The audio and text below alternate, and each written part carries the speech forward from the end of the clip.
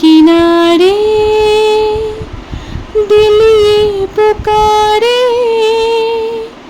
तू जो नहीं तो मेरा कोई नहीं है हो सागर किनारे। নমস্কার বন্ধুরা, সবাই কেমন আছেন? আশা করি সবাই খুব ভালো আছেন। বাহ, শুরুতেই চোখের সামনে একটা জলজান্ত পিৎজা। দেখি আর একবার।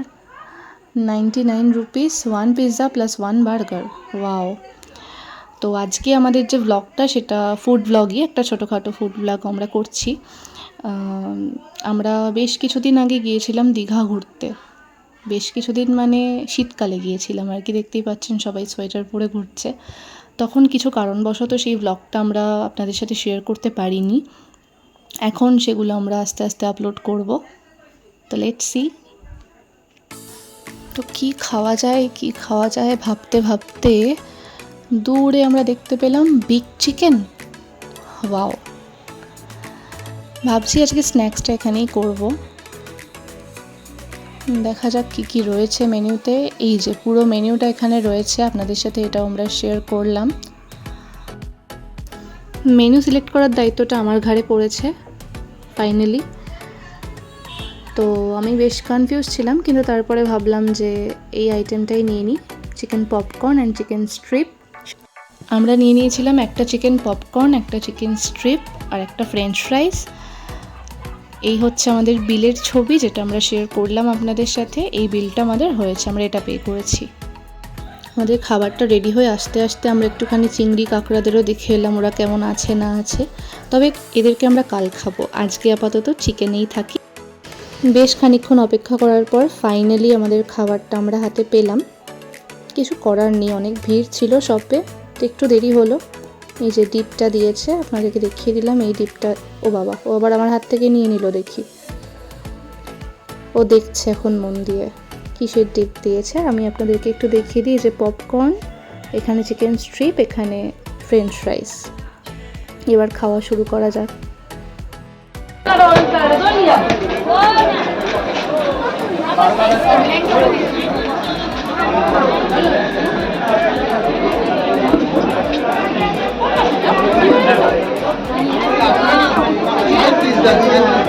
অ্যাভারেজ, খারাপ বলবো না, তবে আশা করি ভালো কিছু লাগে।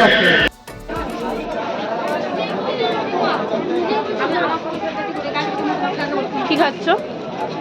ফ্রেঞ্চ ফ্রাই, এটা চিকেন উইংস। দেখা যাক চিকেন উইংসটা কেমন করেছে। ফ্রেঞ্চ ফ্রাইটা ঠিকই আছে। এটা স্ট্রিপ। ও যাই হোক, নাম জেনে কি হবে বলো, খাওয়া নিয়ে কাজ।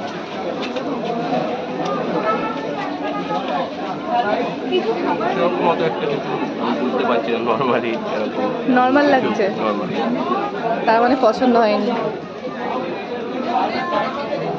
এক্সট্রা কিছু বোঝা যাচ্ছে না।